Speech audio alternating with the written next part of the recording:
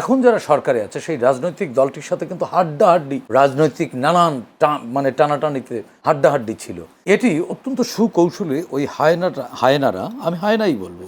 আমি আখি আলমগীর স্বাগতম জানাচ্ছি সিভিক রয়্যাল রিসোর্ট। তারা তাদের উপরে ভর করেছে এবং এই শক্তিটিকে ধ্বংস করেছে। সাইদ খান, যদি আমি ইন্ট্রোতে বলার চেষ্টা করেছিলাম যে গণভোট ব্যর্থ হলে এই সরকারকে ব্যর্থ করে দেওয়া হবে বলে হুঁশিয়ারি দিয়েছেন জামায়াত আমিরের বিরোধী দলীয় নেতা ডক্টর শফিকুর রহমান। গণভোটের রায় না মানলে ঢাকায় মহাসমাবেশের ঘোষণা দেওয়া হবে বলেও তিনি জানান। এদিকে আবার নাহিদ ইসলাম বলেছেন, সরকার যদি গণভোটের রায়ের আলোকে জুলাই সনদ বাস্তবায়ন না করে তাহলে গণ আন্দোলন এবং গণ অভ্যুত্থান পর্যন্ত যেতে তারা বাধ্য হবে।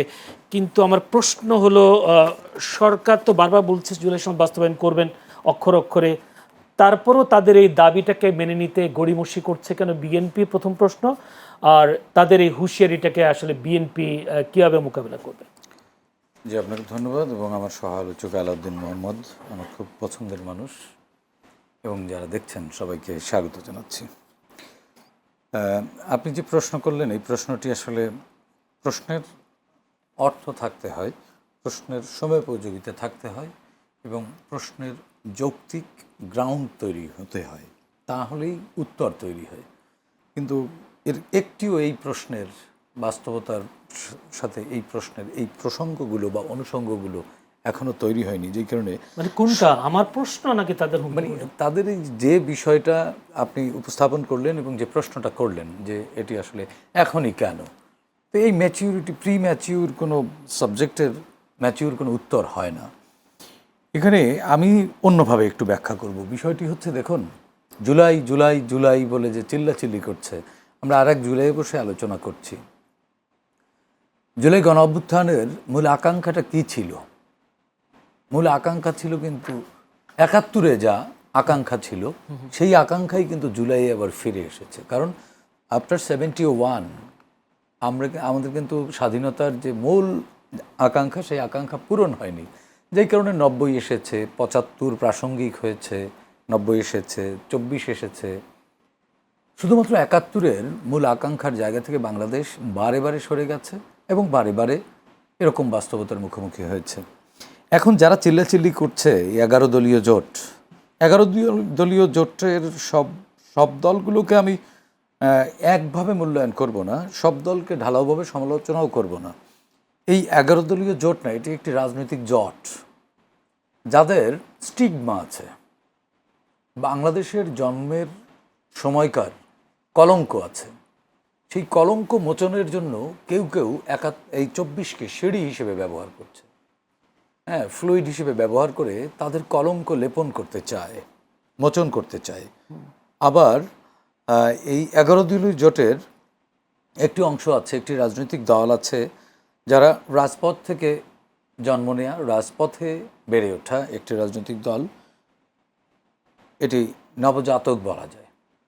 এই নবজাতক রাজনৈতিক দলকে পুরনো চিহ্নিত ক্রিমিনাল, যারা এই দেশটাকেই বিশ্বাস করেনি, স্বীকার করেনি, ইনফ্যাক্ট স্বাধীনতা পরবর্তী সময়ে তাদের অনেকে পাসপোর্ট গ্রহণ করেননি, তারা তাদের পৈতৃক নিবাসে তারা চলে গিয়েছিলেন।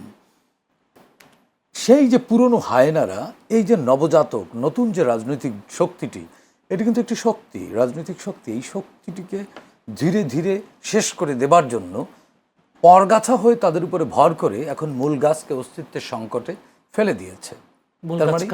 আমি যেটা বোঝাতে চেয়েছি, পরগাছা হচ্ছে বাংলাদেশের পরগাছা, যারা ৭১-এ যাদের অস্তিত্ব হারিয়েছে, যাদের পিতৃত্ব পিতৃ পরিচয় হারিয়েছে, তারা হচ্ছে পরগাছাই, বাংলাদেশের জন্য তারা পরগাছা।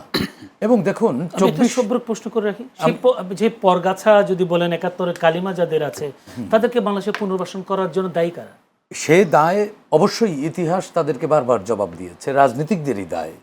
আমি কাউকে বলছি না যে একেবারে কলঙ্ক মুক্ত, এটি রাজনীতিকদের দায় আছে।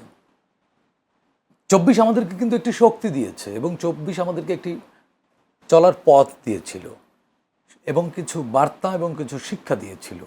আমরা সেই পথে আছি, কিন্তু সেই বার্তাটা আমরা নিচ্ছি না, যেই কারণে দেখুন 24-এর জন্ম নেয়া গণ অভ্যুত্থানের মধ্য থেকে জন্ম নেয়া পরবর্তীতে এনসিপি, তাদের কিন্তু বিশাল সম্ভাবনা ছিল। সেই সম্ভাবনা ধীরে ধীরে ম্রিয়মাণ হয়ে যাচ্ছে, সেই সম্ভাবনা নষ্ট করে ফেলছে।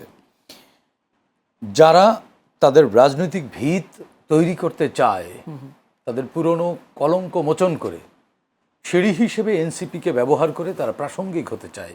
দেখুন, আমরা প্রায় সমালোচনা বা আলোচনা নানান সুরে শেখ হাসিনাকে টেনে আনি, আওয়ামী লীগকে টেনে আনি।